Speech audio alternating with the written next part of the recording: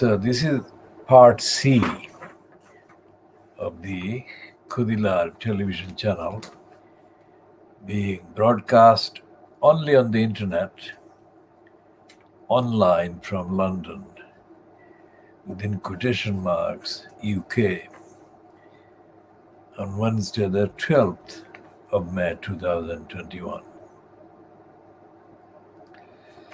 And this fortnight's, the latest edition of the fortnightly, this one, and they've got a picture, they've got a bubble there, Starmer taking injection, and he's saying as he's given the injection, are there any unpleasant side effects, he says. And the person administering the injection is shown as saying, you will be out of power for years. Now, this is the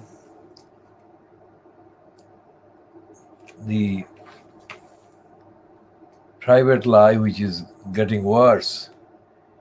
It's banal and stupid. It doesn't say that he should be prosecuted. That is the thing that he should be shown as saying in this so-called satire. He should be shown in the bubble, in there, that instead of him being told that he would be out of power for years, he should be made to say that, am I going to be facing all the charges or something, and he should be told that he will be prosecuted in full.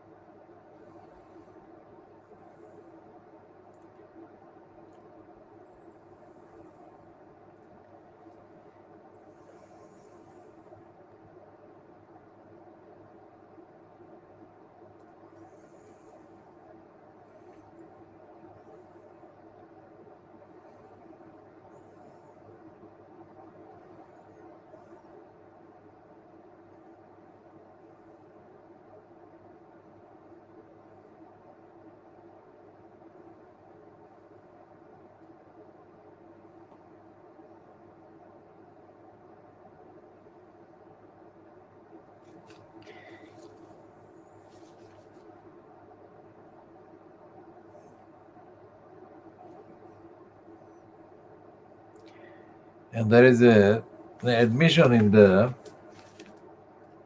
Boris Johnson live, Prime Minister's Question Time live on Facebook. There's an admission there about Boris Johnson. And he's shown as saying, it doesn't matter. I can get away with anything. I can even declare war on Johnny Frog on the day before the election. Hop of President Napoleon Macron party and your garlic-breathed trawlerman is Admiral Horatio Hornblower Nelson Bozza to the rescue. It's Trafalgar all over again. Kiss me, Nanny, I mean Carrie. Now this is the kind of almost accurate description. We said all of that. And more straightforwardly, we said that the whole Jersey gunboats thing was completely timed to get the attention of the zombies and the gullibles. And who did deliver? The zombie kind of compliant votes for the congenital liar. Amazing, isn't it, that the former ambassador to Britain, was the one who called Boris Johnson a congenital liar. And then he managed to confound even that description by confecting an entirely new, brazen set of lies about Jersey. So even after being condemned as a congenital liar, the congenital liar manages to lie ever more.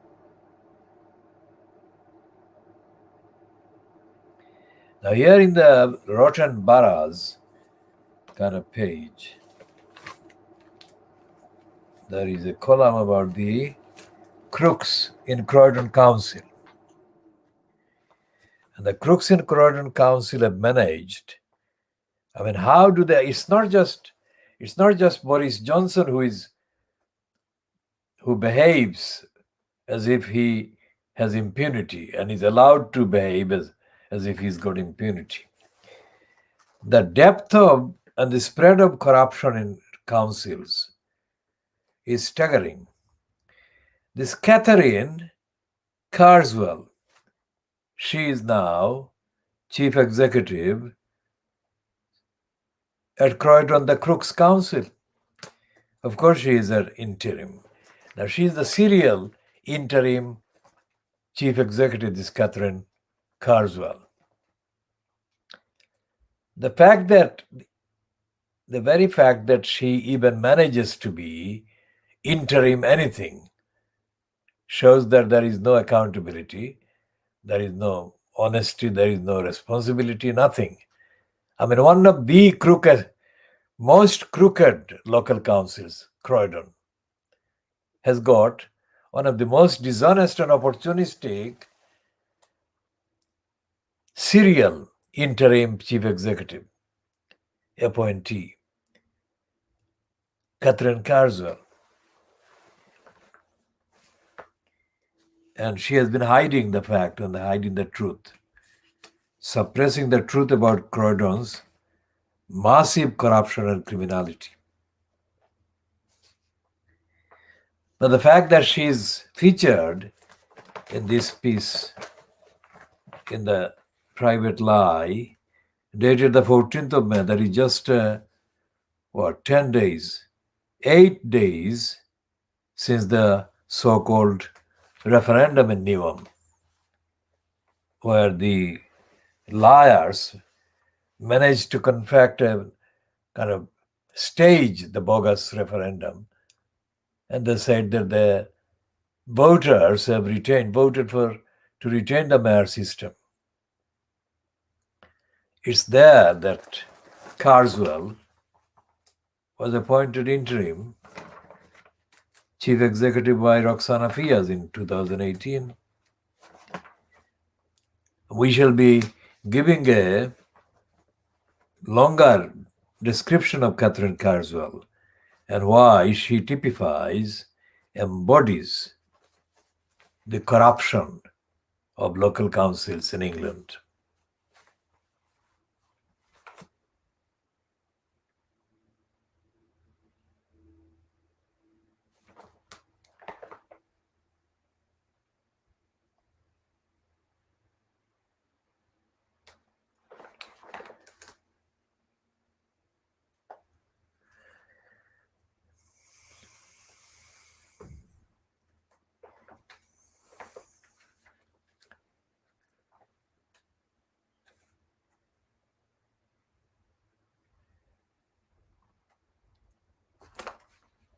And there doesn't seem to be any real follow-up in Private Lie to the criminality of David Cameron.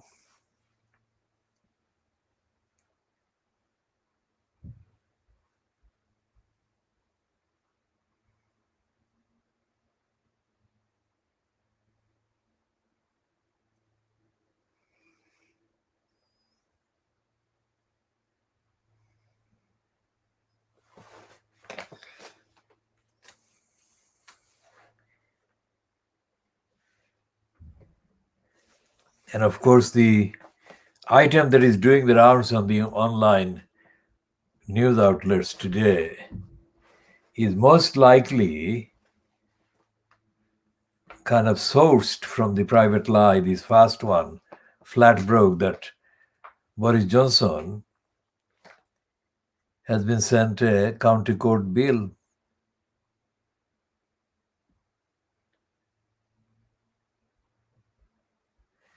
Because the Register of County Court Judgments, CCJs, has recorded a case number 161M C959. The amount awarded against Boris Johnson is £535. And the name of the person against whom the county court judgment is entered is Boris Johnson, and the address is 10 Downing Street. So the private lie is saying that could the first post-lockdown visitors to number 10 be the bailiffs? Last October, around the time fortunes were being found for his flat refurbishment, County Court issued a judgment against Boris Johnson for an unpaid debt of £535. The eye can reveal. Most prime ministers might be pretty embarrassed to see 10 Downing Street on the Register of County Court Judgments. But the record shows the debt still unsatisfied more than 6 months on. The nature of the unpaid debt and creditor are unknown, but as anyone who is forgotten to pay a bill knows, plenty of warnings come before the courts get involved, even by Johnsonian standards of mismanagement. This doesn't look good, as the government itself warns about county court judgments on this website. Banks and loan companies use this information to decide whether to give you credit or loans. Just as well, benefactors can be repaid in other ways when you are prime minister.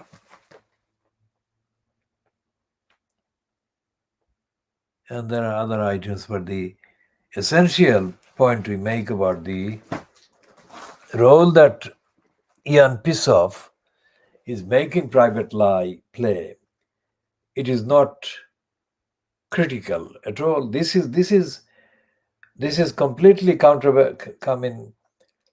cancelled out by the stupid remark there, without giving the list of Johnson's crimes and offences and the incidents of law breaking and criminality in a career over 30 years. And it's a joke. It's a joke in effect, not joke in fact. And the BBC treated this information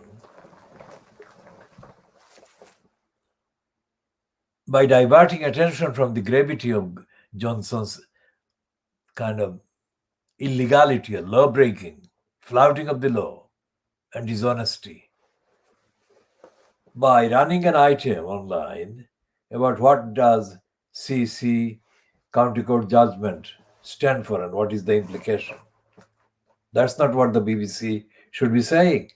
The BBC should be saying that this is a first in the history of 10 Downing Street.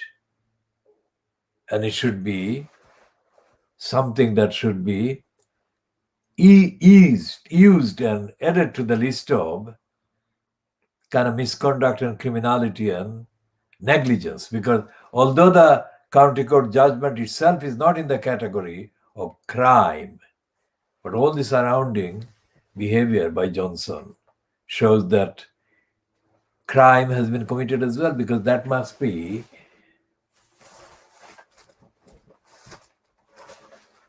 the actual judgment must have been entered after the as the procedure is after the letters and demands were ignored by Johnson, and whoever decided to ignore these court or creditors' demands must have done so by behaving in a way that constituted crime as well, because lying and denying must have been included in their behavior before the county court judgment was entered.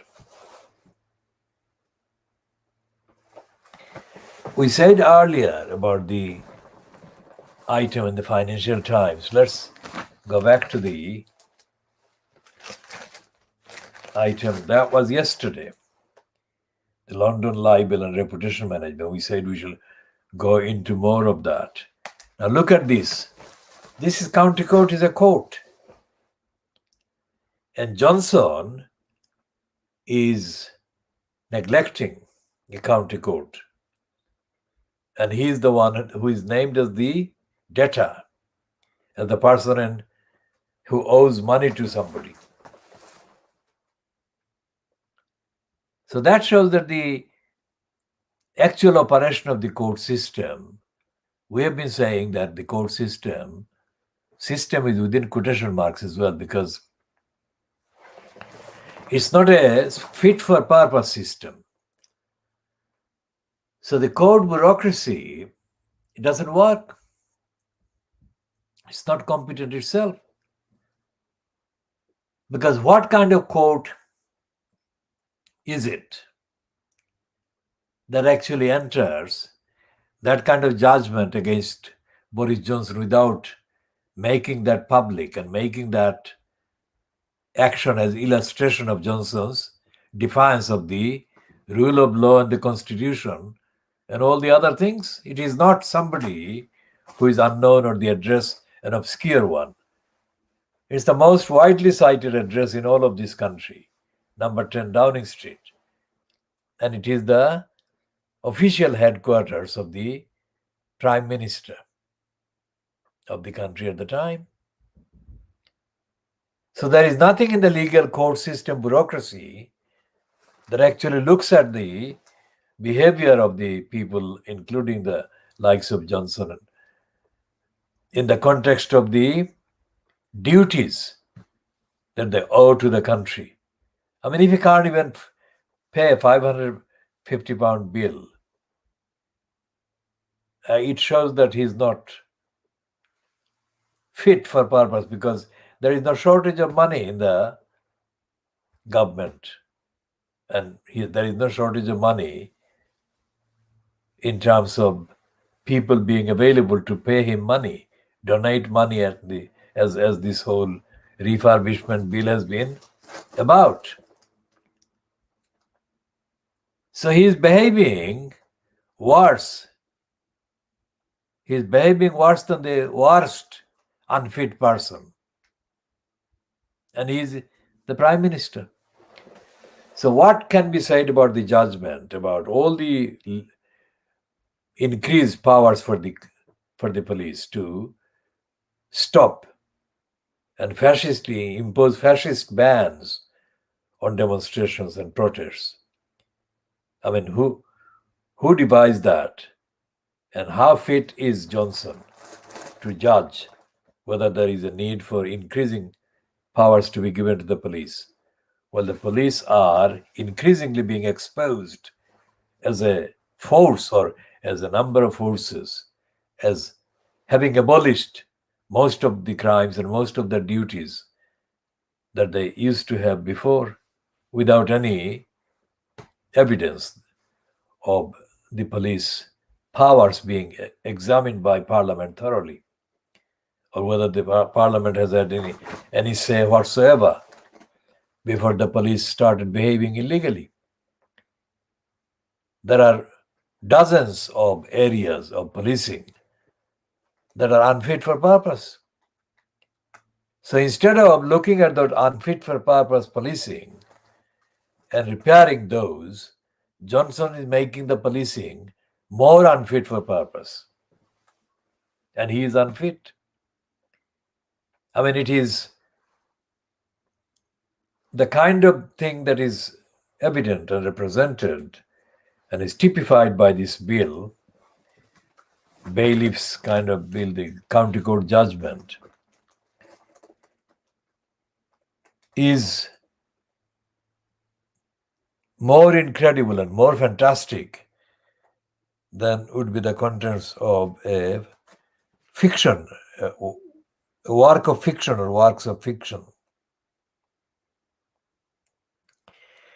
And he is incredible in that all of these evidence of all ranging from this bill to thousands of pounds and the circular route or routes used to hide the actual source or sources of the donation, which money he abused. I mean, there are more extensive evidence of incompetence and negligence and unfitness than can be found in any book of fiction. I'm aware that the English literature, the category of English literature, let's say of the last 100 years, has included a small number of English authors consistently as being popular and popularly promoted by the promoters of the curriculum and syllabus, whatever. And they include, of course, Charles Dickens. They've included Charles Dickens because Dickens has been described as a socially kind of concerned and socially relevant writer, commentator, that is. And the other is, of course, Eric Blair, also known as George Orwell. But reading both of those authors and examining their kind of relevance or examining the link in their texts and in their narratives and in their scripts to the reality of society that they were and they are credited as having depicted, it is clear that they didn't really tell the truth.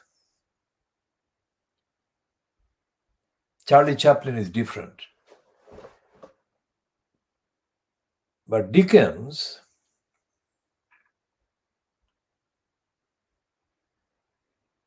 didn't tell the truth in the same way I said in part 2 about the report in the Independent online by May Bullman, dated the 13th of November 2018, about the meeting that was attended by the then visiting United Nations Rapporteur or Envoy on Poverty, the Australian-born racist Philip Alston.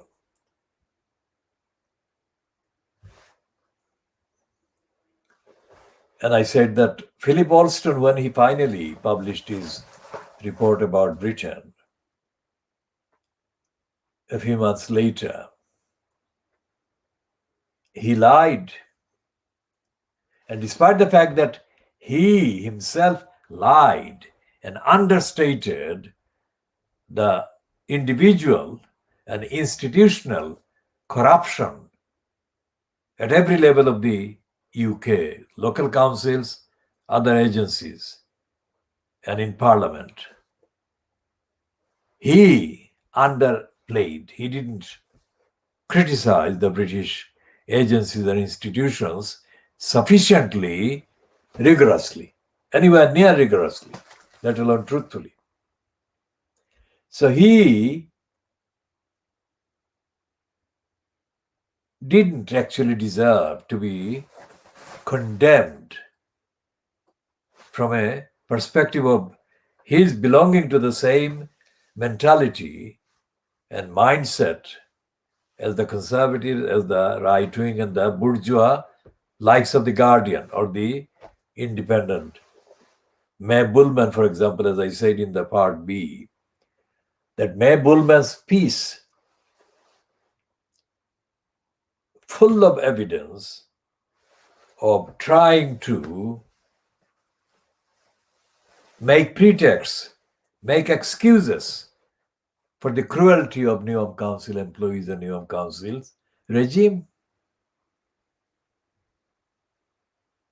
So May Bullman herself was colluding with an agenda of giving any excuse, finding any excuse, looking for any excuse to excuse the crooks in Neom Council, the liars in Neom Council.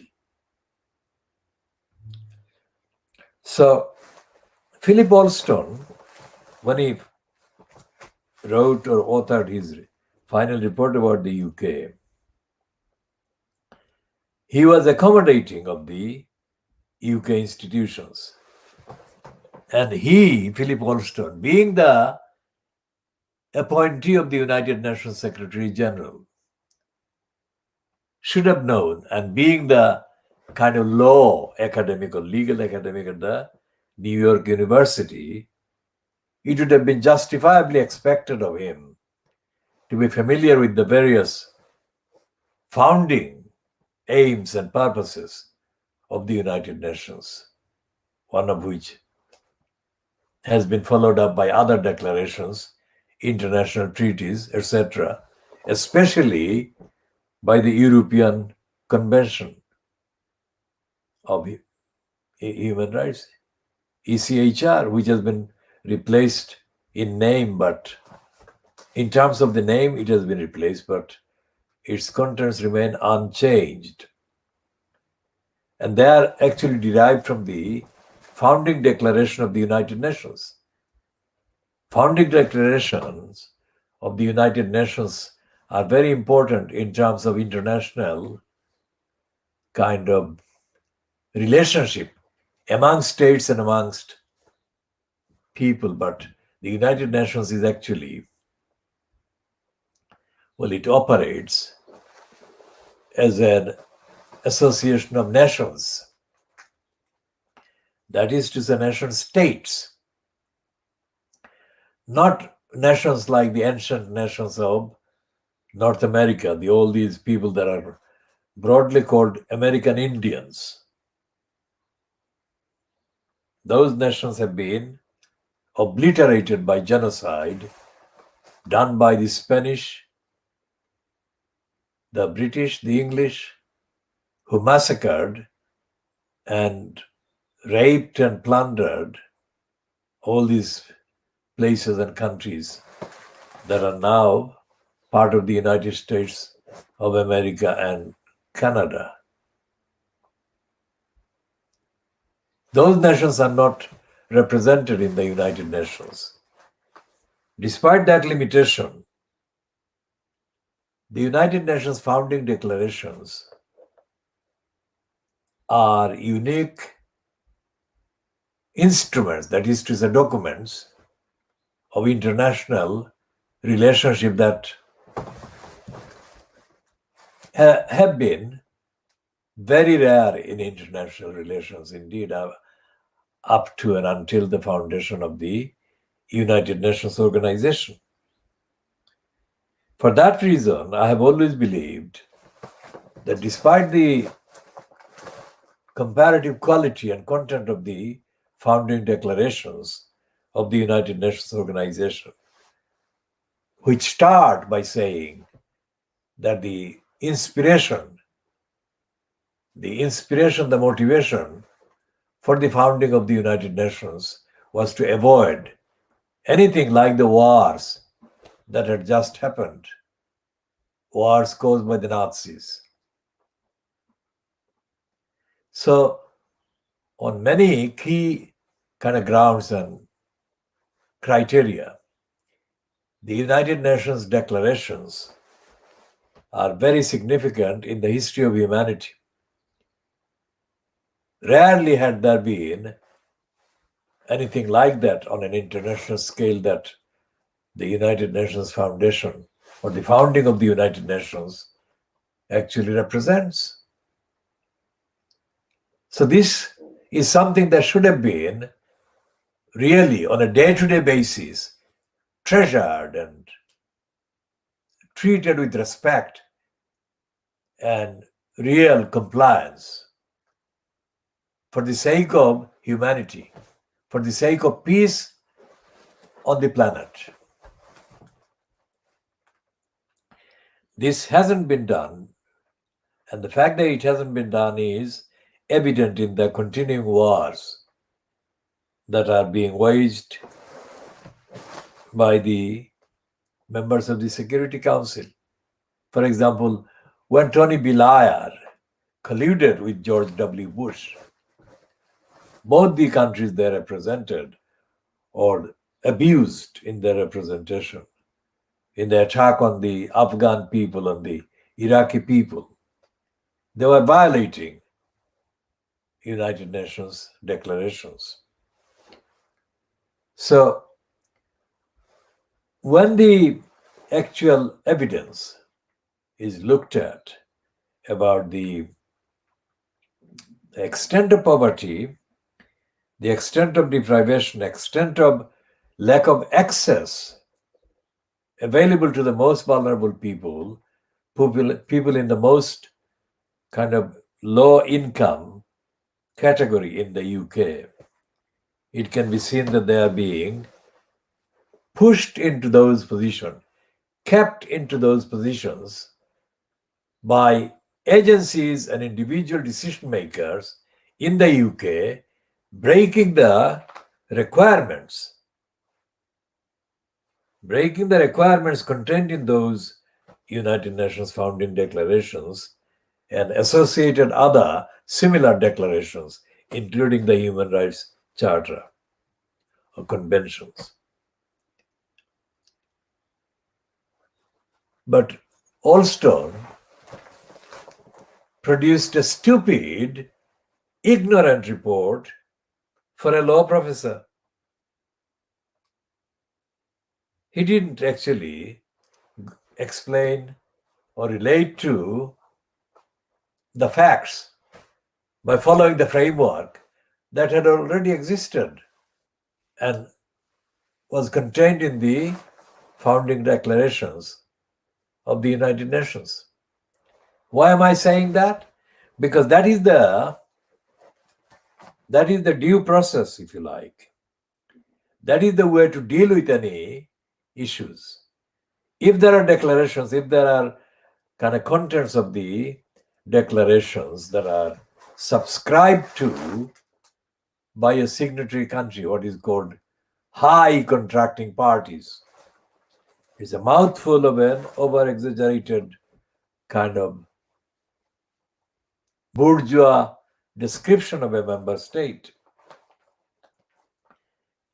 Now, the United Nations founding declarations require the signatory country, UK or any other country, to uphold in that country's state's policies and behavior and conduct towards its own citizens and people living within its borders and boundaries. That country has to uphold the rights of the individuals that are referred to and enshrined in the declarations of the United Nations, which declarations are accepted and subscribed to by the signatory state, any state. United Kingdom, India, Pakistan, Bangladesh, United States, Canada, any of the North American countries, the continent there. So Philip Allstone should have examined chapter and verse how the United Kingdom's institutions were failing, number one, and or if they were not failing, they were intentionally doing that. So it was not a failure. It was a negligence. It was an intended act of criminality. Because the definition of criminality, the term criminality and the concept of criminality is very frequently used in this broadcast. That is to say, on this channel and in a series of broadcasts. Not because we are indifferent to inappropriate use of any word or language, but because on the facts, full stop, on the facts and nothing but the facts, the most appropriate description of the individuals and perpetrators is as criminals. Think about that. So there is a preponderance, there is a frequency, high frequency of criminality going on in this country. And Philip Alston failed and neglected both sides of the criminal content to recognize and expressly refer to the negligence and the failures and the contemptuous attitude shown to the obligations that are imposed by the various declarations signed by the UK. And the majority of the poverty, low income, lack of housing, lack of jobs and discrimination, lack of access to due process and the due process based remedies to be provided by the legal system, so called. All of these can be kind of linked, bullet point or numerically, and analytically and evidentially, item by item, can be correlatively connected with the UK agencies, individuals, institutions, government, parliament being in violation, in breach of all the requirements. Think about that. All the requirements that they are legally under, and the requirements that are contained in all these relevant declarations and charters and conventions and agreements and statements that the UK has been signing now. I checked with the relevant resources, archives, and the UK government's archive that contains international treaties, the copies of the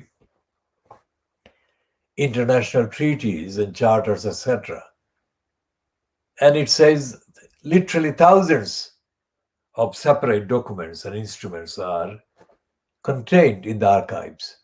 Think about that.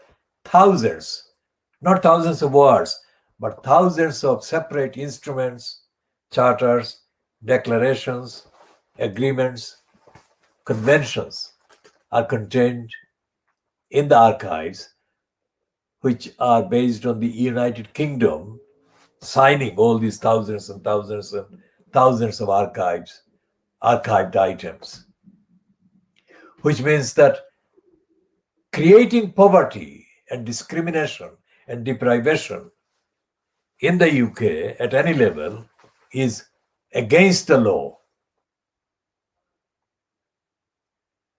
And all these agreements are part of the law, part of the constitution.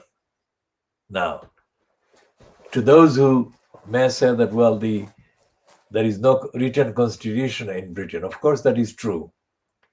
But that only refers to an obsolete, outdated definition of Britain in the context of having a constitution, written constitution or not. Because there is more than enough written materials that are contained in what is treated as constitution. All these treaties and the various other instruments and documents, including the various domestic, that is within UK Parliament, domestic acts of Parliament. What there isn't is a written code governing some of the behavior. So that is replaced or substituted in effect by the availability and existence of what is called conventions, domestic constitutional conventions and behavior within the UK. Now, conventions, because they are not written as codes,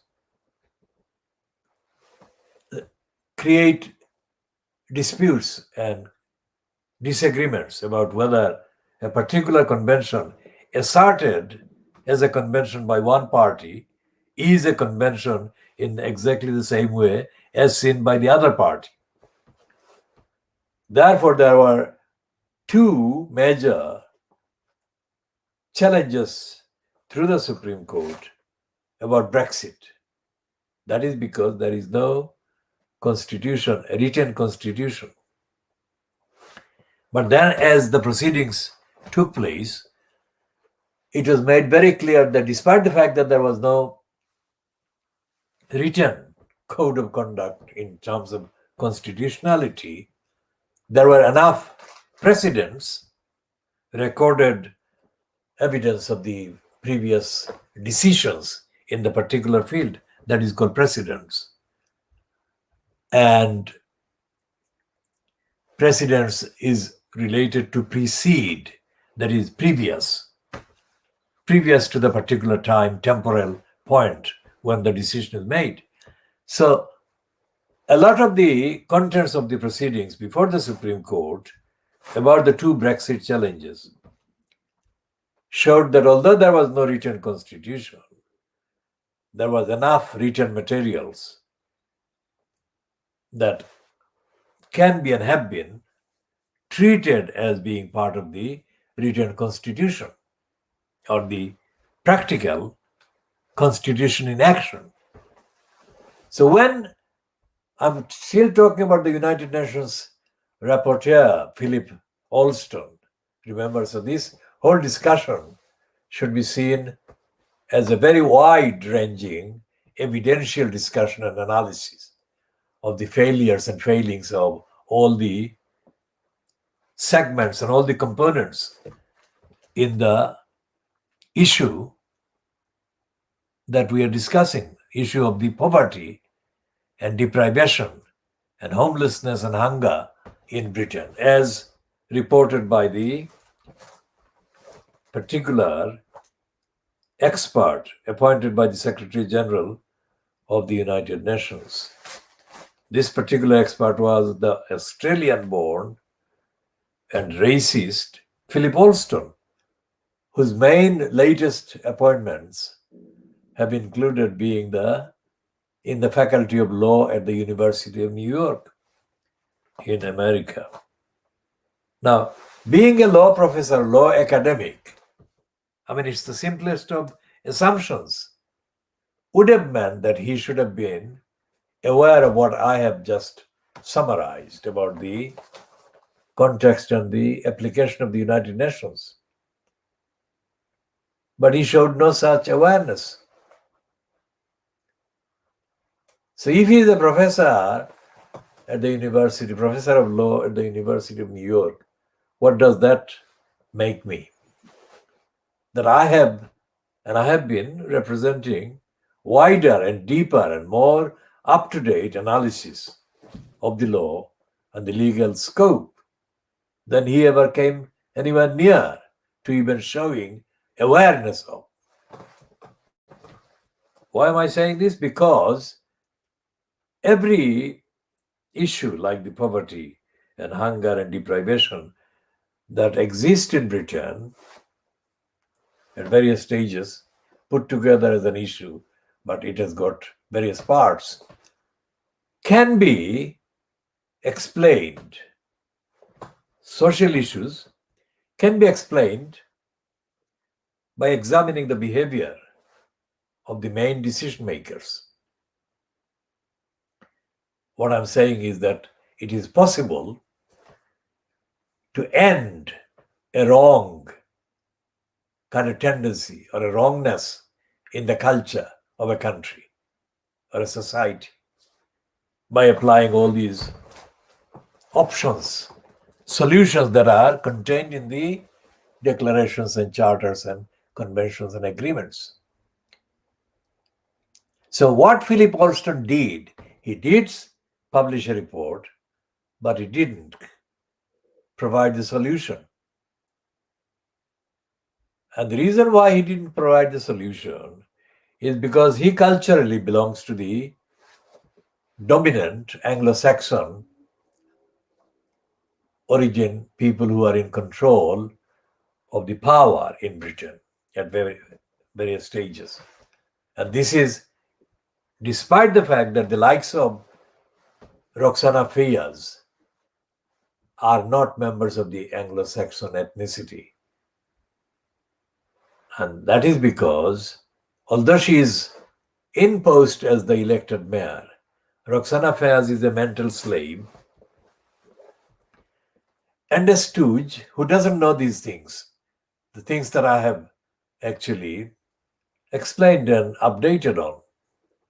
And it is obvious, since she became installed in the post as mayor in the name of, at the expense of the people of Nivam, in May, this is the month of May 2018, so 18, 19, 20, 21, this is the third year. Since she became installed in that post, Roxana Fayaz has been increasingly or has been behaving with increasing dishonesty and corruption and criminality.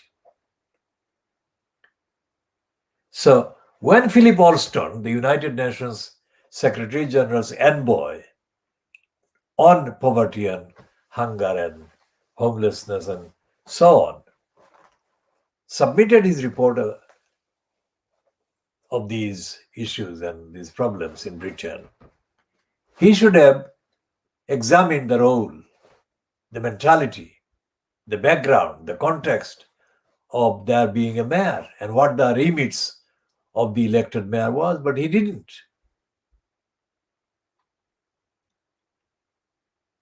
And I have said often, and I'll say it again now, I mean, Philip Alston is not unlike a kind of British politician.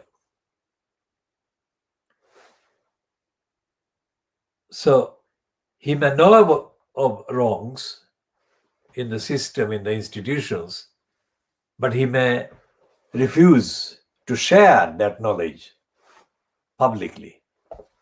Because if he shared that knowledge publicly, then he would lose the positive rapport and relationship with his fellow power holders, let's say. Although he is not in power in Britain in that sense, he is part of the support structure for those in power.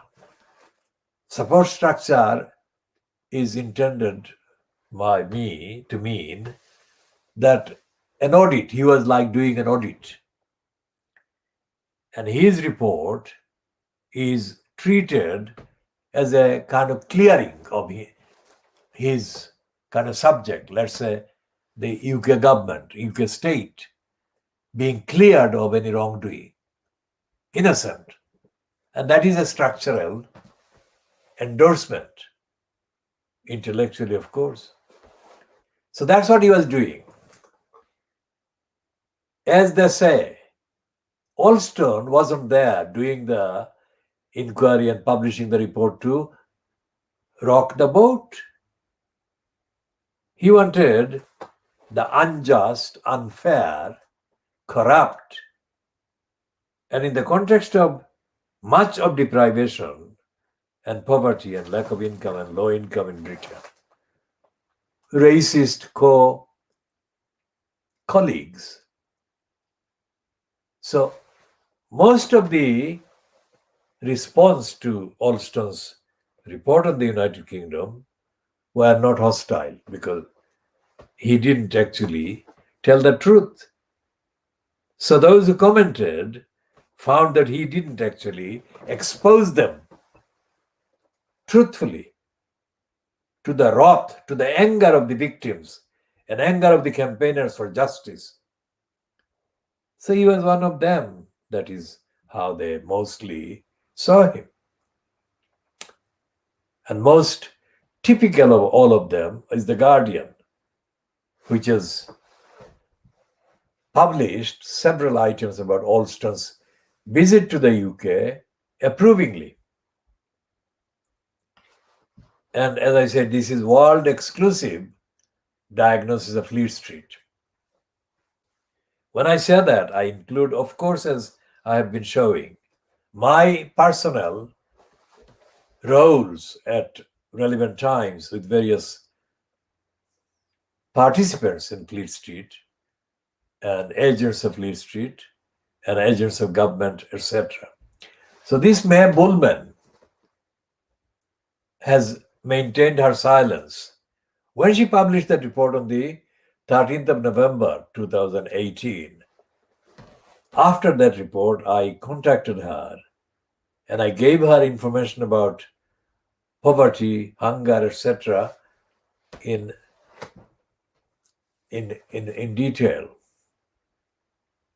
So if she were herself motivated by any willingness or intention to do something to end poverty and hunger and deprivation and cruelty by the local council, she would have responded. And she would have thanked me for drawing these to her attention. Because what I drew her to her attention was far more comprehensive and far more original than any, and I repeat, any of her colleagues, either on The Guardian or The Independent or anywhere else in Fleet Street, would have been able to give her, provide her. Because what I gave her was the result of my findings and my extensive studies and investigation into the causes of how poverty and hunger are created and maintained in Britain. She never replied. It wasn't because she didn't receive them. As I said about my questions being very central and focused, and most of the people who are dishonest don't want to engage in answering because they can't answer. Because if they answer, then they will know that they will be asked another question which will not be something that they can actually truthfully, honestly answer. And Mae Bullman, being the social affairs correspondent or editor at the Independent at the time, her relationship with the likes of local councils is more important to her than her engaging with me in examining the evidence. Because examining the evidence from my evidential international objective criterion standpoints would necessarily force her to concede, accept, admit that the councils were doing wrong. That she couldn't do because she would then be identified as on the other side, as being on the other side of the local councils, the corrupt councils. That is the reason why she didn't want to engage. She knew that what I was saying was absolutely true. Not just her. I mean, I have communicated in the last few years since Fiaz was installed in the post of elected mayor in Newark at the expense of Newark. I'm communicating with Archant. Archant is the company that owns the local papers across East London. Both the Tower Hamlets based or Tower Hamlets related East London idiotizer, I call it. Original name was advertiser, but I changed it about 20 years ago because of its stupidity and the contents being so idiotic. So the East London idiotizer, the Neom Recorder, and other titles and other kind of so-called commercial, independent, quote, local newspapers. And I have found that increasingly in the last 5, 6, 7 years, these titles have dropped publishing anything, even a pretend kind of level of reporting the truth about the corruption that goes on within each of the council, like Tower Hamlets and Neom, for example, in this context of our particular discussion. And as I said, on the 14th of March 2018, when I confronted Robin Wales on air, on a live program on a satellite channel, Wales did not succeed in putting himself forward to the viewers as a Democrat, as an accountable person, as an honest person. I exposed him. I didn't expose him personally, or I didn't expose him by being myself motivated against him on a personal level. I wasn't. I'm never motivated on a personal level when I address the actual issues. And Robin Wales lied, as I have said in the last 24 hours as well, about that particular encounter. And I have said that Ruxana Fias has been lying with increasing frequency since she became installed in that post. It's not my agenda to refer to Roxana Fayaz as a liar or as a crook and a kind of stooge, as a spy of the UK state, as the prevent agenda kind of organizers in the government fronted by Bill Ayer and Gordon Brown later. They recruited her as an agent, as a spy, as one of the 18 Muslim women that were recruited to act as spies on Muslim women in Britain. So Ruxana Fayaz was launched by the UK government, UK state, as an agent, as a spy. So that spy has now been foisted on the people of Neom as the elected mayor. There is no way that a person who owes her political kind of legitimacy or political abilities and fitness to serve the democratic duty, she cannot be democratic, and she cannot be independent of the state, and she cannot therefore be relied on to support any agenda, any program that helps the ordinary people.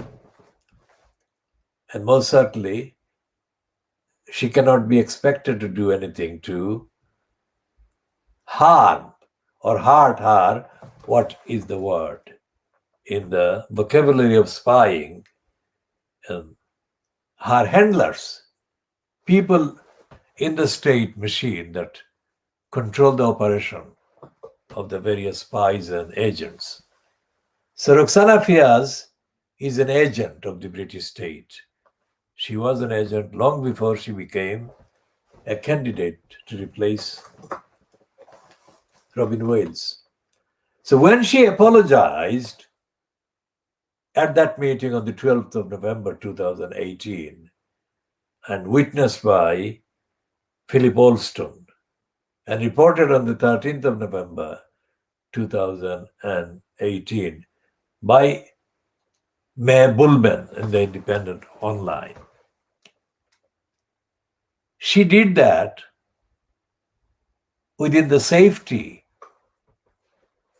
of being left alone by Alston on the one hand and the media, Fleet Street on the other.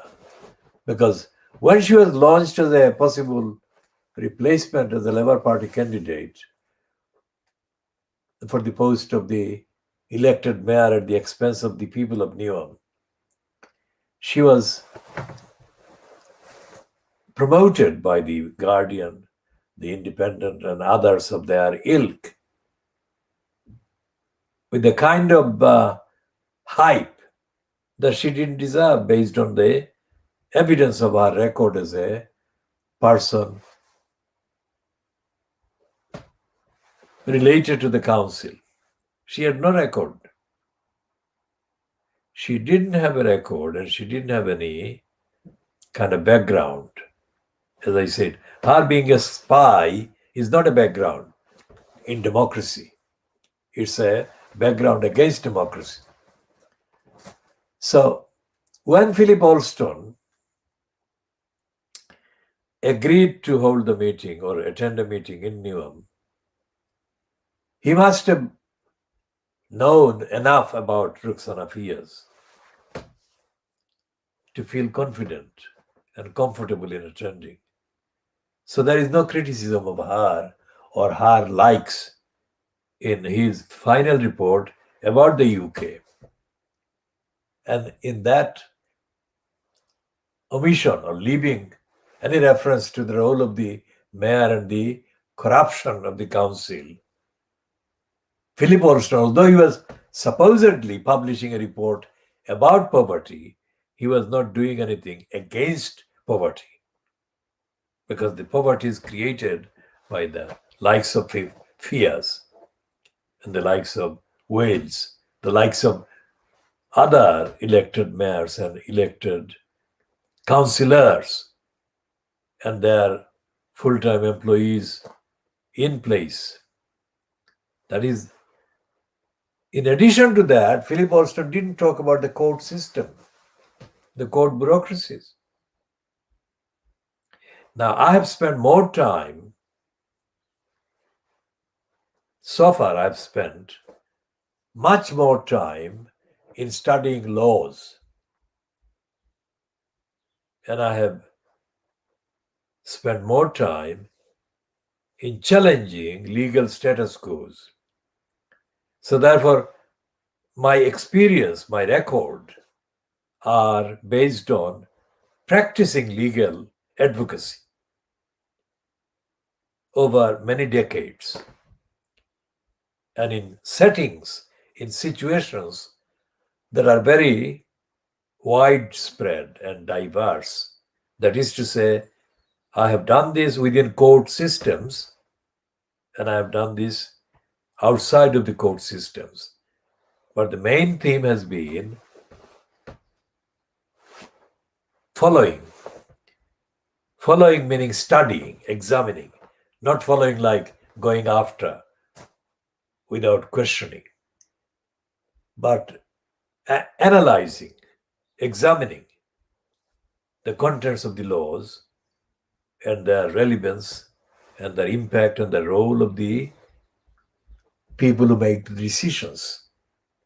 People who make the decisions to deprive somebody of their rights, deprive somebody of their entitlements, somebody of their freedoms, somebody of their right to have their say. I've been doing this for a very long time, much longer than anyone else, including Philip Alston. Of course, Philip Alston, in comparison, is not a very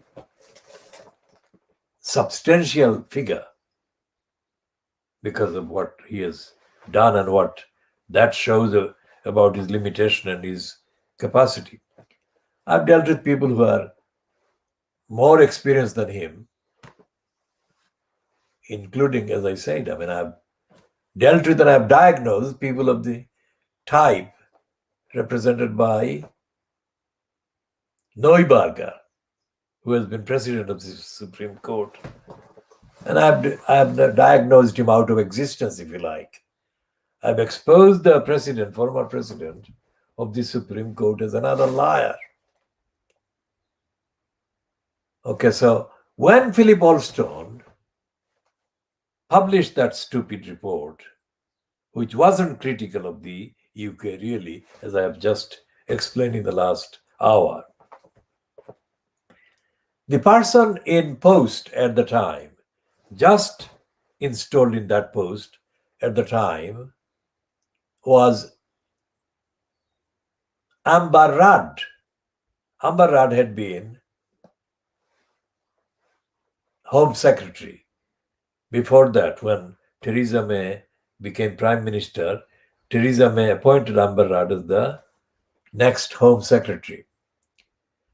But soon after Amber Rudd became Home Secretary, she got herself involved in a scandal. She was caught lying to a committee of members of Parliament about the treatment by Britain of the group of people that are referred to as the Windrush generation.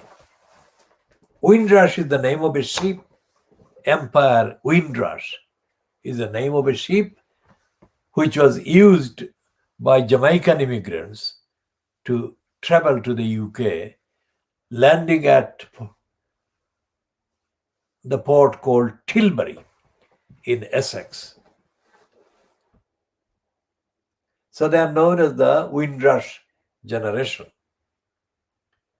And when the MPs committee was questioning the Home Secretary, Amber Rudd, about the contents of a report published in The Guardian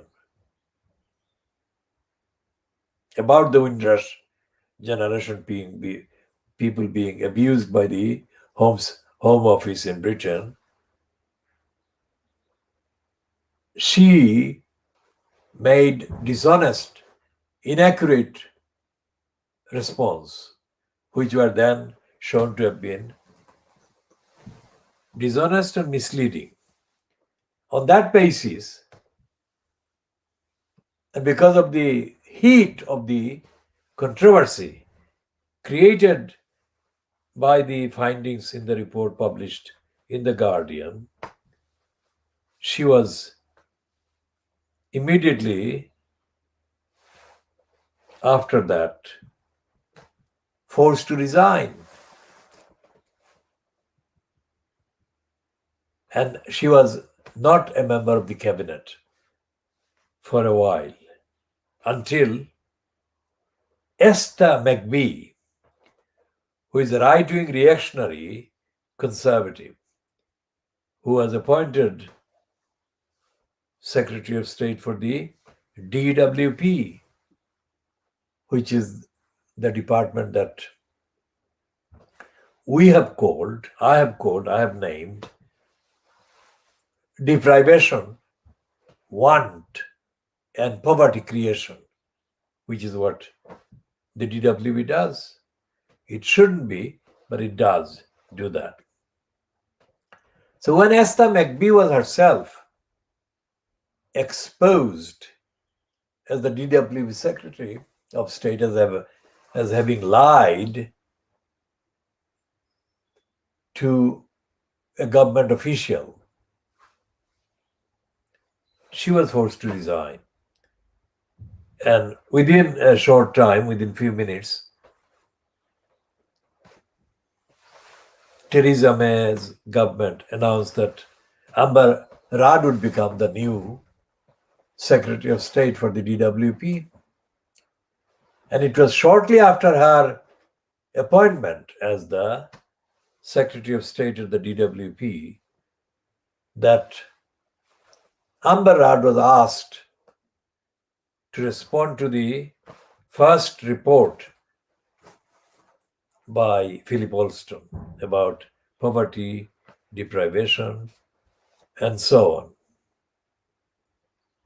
And the statement that Amber Rudd issued or made was remarkable because of the first sentence.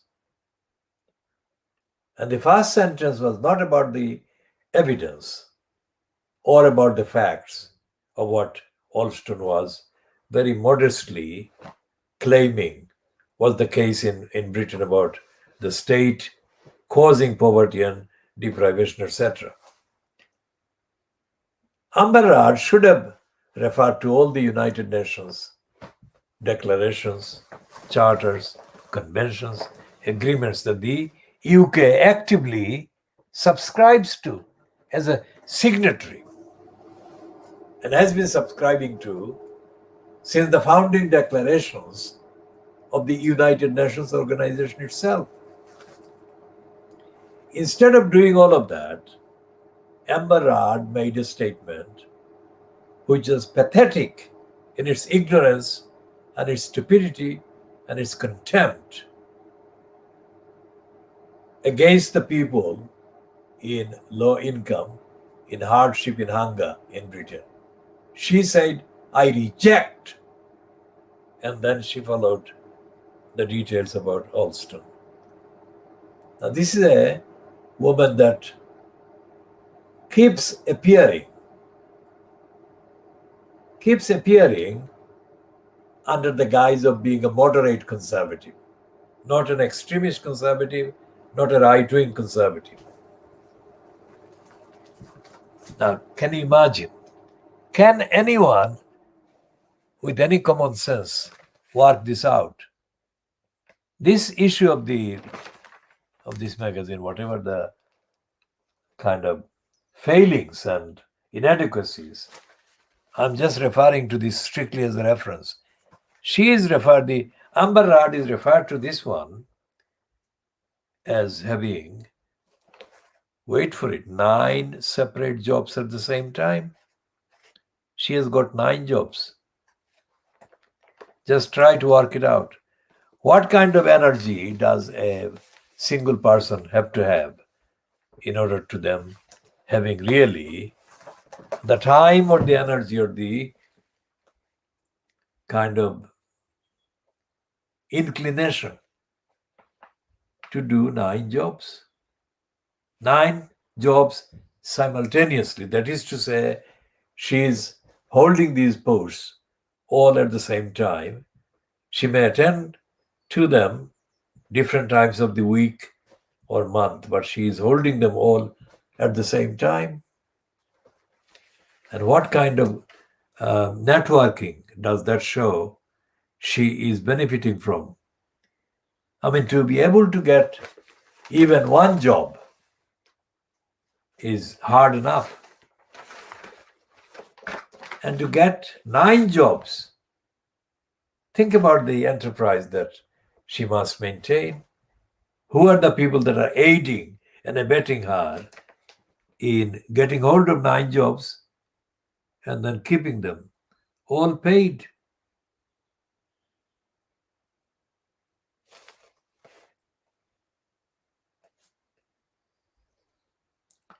I'm going to find the Amber Rad piece here so that I can substantiate these remarks about her.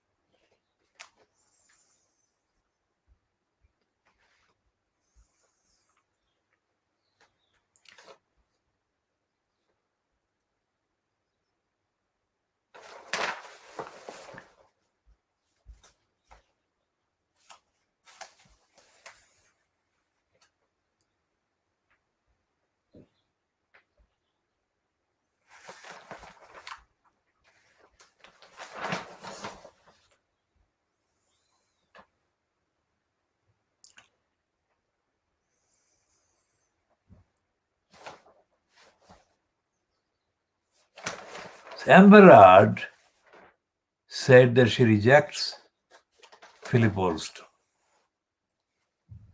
Now, how many people in poverty, in low income, in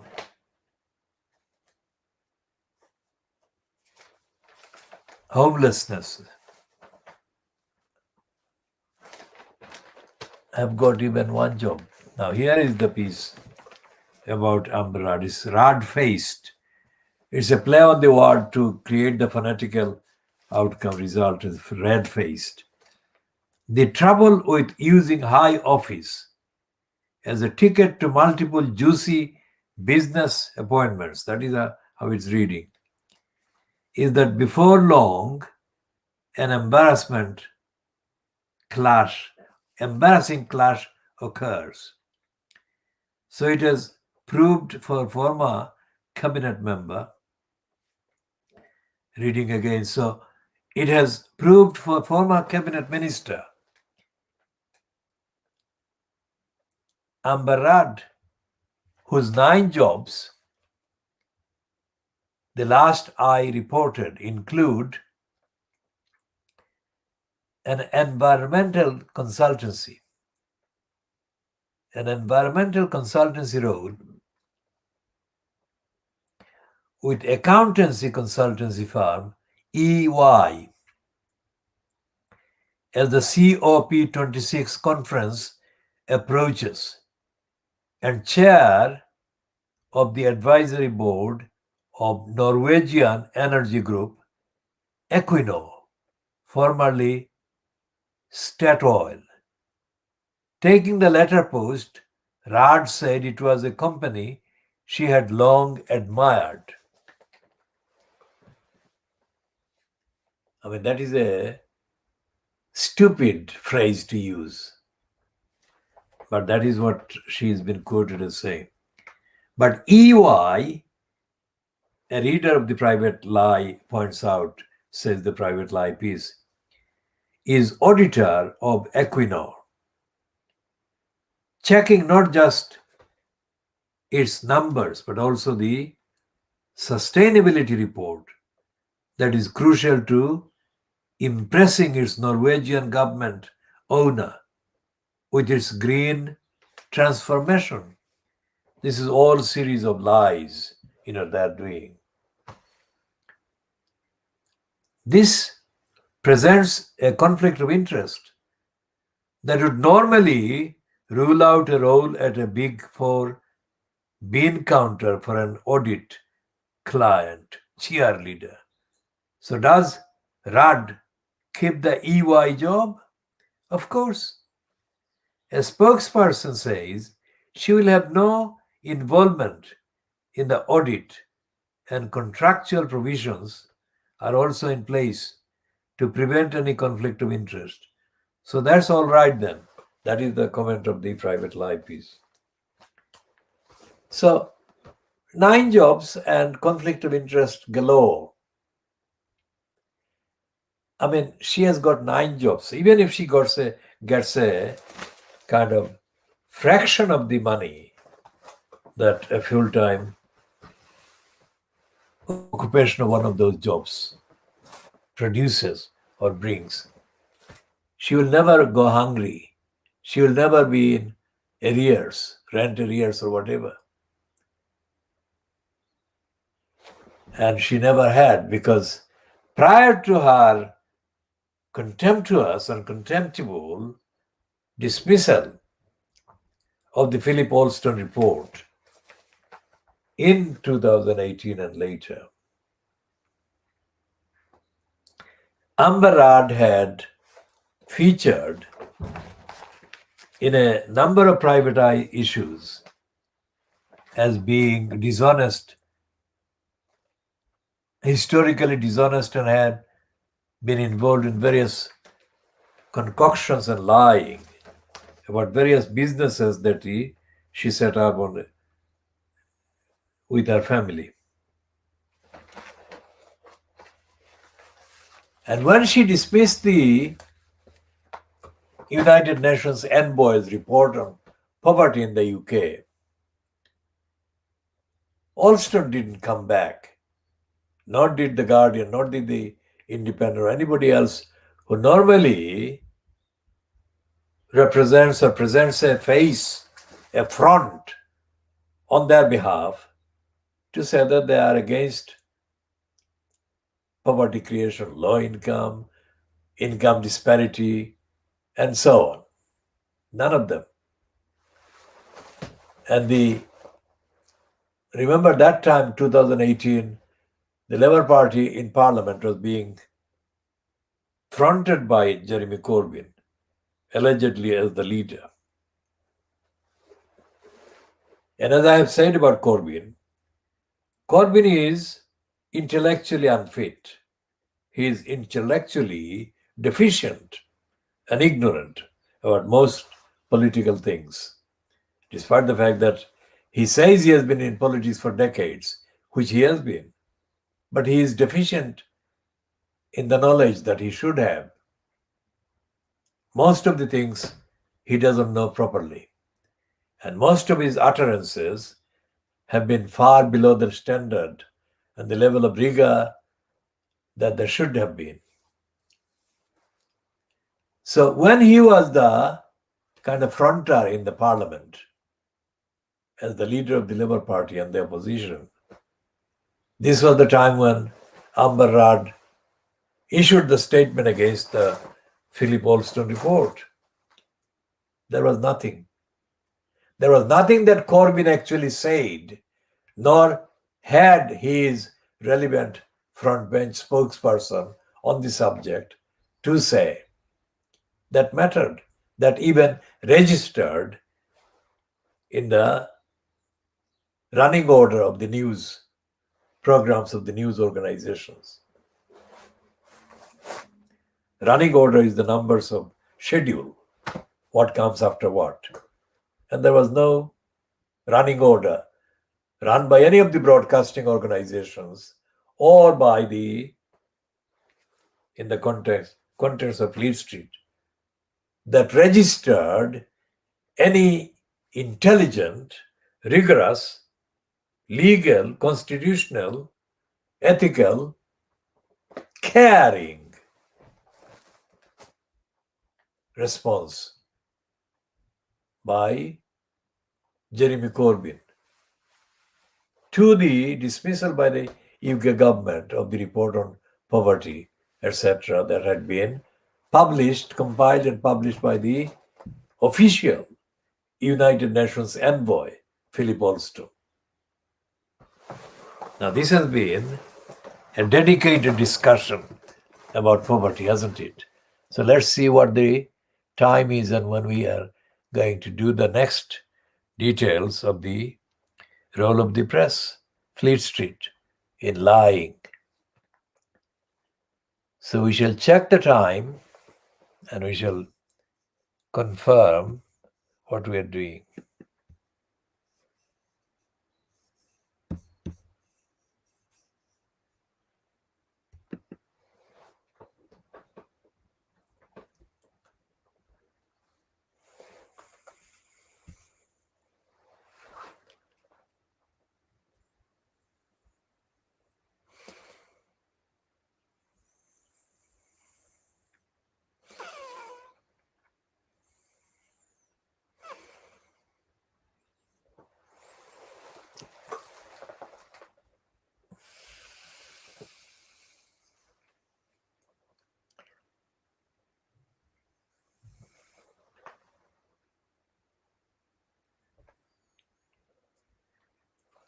So we are moving on to discussing the corruption in Tower Hamlets Council. Although the same kind of corruption took place in Newham, our main focus primarily is Tower Hamlets, and we shall recap. Anyone who doesn't know what we have broadcast and said in the past week, let's say, about the so-called referendum about the elected mayor post in Tower Hamlets. The referendum was staged. I'm saying that it wasn't a genuine referendum, that the referendum was stolen and robbed and hijacked by crooks crooks meaning crooks from all the so-called parties that claimed, dishonestly claimed, wrongly claimed that they were uniting in opposing the mayor post. If that is the case, how is it that the opponents or the opposite side to the argument for keeping the mayor got only about 18% of the votes? That is less than 1/5 of the votes. All the leaders either lied or they don't have any following among the people, among the voters. Now, both of those situations, scenarios, represent failures of democracy and the absence of integrity and ethics and morality on the part of the so-called political groups. But I think that this was a kind of well-planned device to give out the signal to the campaigners against the mayor system that everything is okay and the mayor system would be gone. So you don't have to do any campaigning. This is exactly what they did in 2010. As I have said many times, the Labour group on Tower Hamlets Council was misrepresented by Abbasuddin alias Helal, who claimed to be, during 2010, campaigning against the mayor system. But it became very clear later that Abbasuddin alias Helal was completely being dishonest and two-faced. While he was on the face appearing to be against the mayor system, on private kind of levels, he was approaching members of the Labour Party in Tower Hamlets and assuring them that he would be a candidate and they should vote for him as the candidate to be the candidate of choice of the Labour Party for the post of the mayor. So therefore, the no vote was 39%, let's say, in 2010. This time it has completely disappeared almost, 18%. And this was followed by several weeks of appearances on online shows by the likes, including probably Abbasuddin alias Halal, apparently saying that they are against the mayor system. They were not. And I'll tell you why. Because more than a year ago, in fact, even during 2018, I have been talking to people in the Labour Party in Tower Hamlets about the need to collect signatures for a proper constitutional procedural petition to force a referendum on the question of the mayor post at the expense of Tower Hamlets. And several people have told me at that time that they were already collecting signatures. Within that period, whenever the appropriate procedurally permitted time was. And as late as June last year, just 11 months ago, on live program, not this channel, but another channel, one person claimed to have already collected thousands, not hundreds, thousands of signatures. Now, whatever the number of signatures required by the procedure depending on the actual registered numbers of people resident in the borough. It was repeatedly asserted that significant numbers of signatures had been collected. That meant that anyone hearing that kind of statement would have thought, well, we don't need to go out of the way to collect more signatures because there have been already enough signatures available.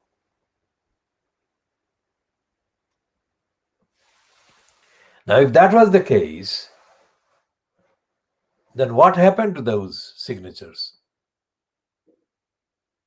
And who stopped those signatures being formally submitted to the persons responsible in the council as post holders that were to process these signed petition, whatever the petition said? That is something that is a clear proof that sabotage was done again this year. And then the various sources have said that the official Labour Party in Tower Hamlets, the official Conservative Party in Tower Hamlets, the official Lib Dems, although it has only two kind of very fragilely posted in place councillors, that all of them were against the mayor system. So how did they manage to lose so many votes to the pro-mayor post side? Sabotage has been happening because these ones wanted to lull false reassurance or false assurance to the campaigners against the mayor system that it will be gone because all the parties are united against the mayor system. And that unity was like Abbasuddin alias Halal behaving in the way he did in 2010. Two-faced. Now, the reason why it is concerning, personally, it is not a matter that my career or opportunities depend on it. It doesn't, because I have actively and conscientiously been campaigning for a very long time against having a post in a government or in any number of governments and in any number of organizations. I gave up a job as a civil servant, as they say, in the Home Office in the 70s in this country on an issue of morality and constitutionality. And the woman who was kind of in charge of the interview and process thanked me for being so principled. I said, I can't answer your question because she was asking me a question. I had no need to hide the answer. But on a principle, I refused to answer that question, if it makes sense. And that was in the 70s. And I said, no, I will not answer that. And I said, it's a matter of principle to me. And she thanked me for being so honest. Well, I am honest. That is my identity. Now, so when I say that the mayor system should go, it's not because I want to be mayor or I want to be something else, whatever. It is not about my career. It's about the community. It's about the people. It's about the role of the council in Tower Hamlets that has disappeared now. The council has been kind of destroyed now. There is no council. I shall say this again. Tower Hamlets Council has been abolished by the imposition of this post of mayor. And the Tower Hamlets Council is not the only council that has been abolished. It's Niwam Council as well.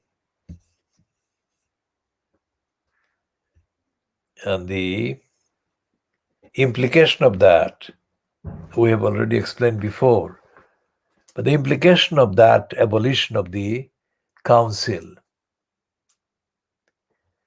is that the quality and the quantity, the fact and the standard of service are both almost vanished and abolished as well. The people who are affected overwhelmingly in demography, in terms of the numbers of people living in Tower Hamlets, the people who are affected adversely, that is, who are going to lose a lot of their rights, are going to be a large number of Bangladeshis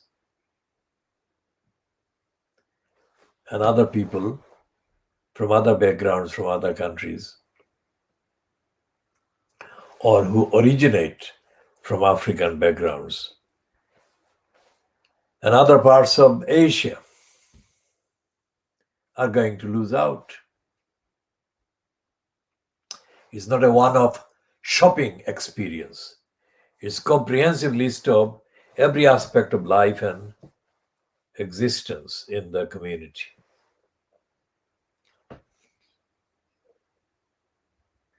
Because crooks and thieves have taken over Tower Hamlets Council and removed and hijacked democracy and have destroyed it, buried the democracy in Tower Hamlets.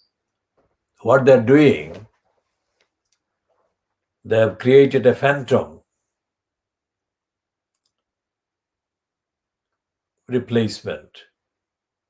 And it's being a phantom, it is not the real thing. And the phantom is currently called John Biggs. And whether it is Biggs or somebody else who occupies that post, doesn't matter who the individual is. The community's connection with a structure of local say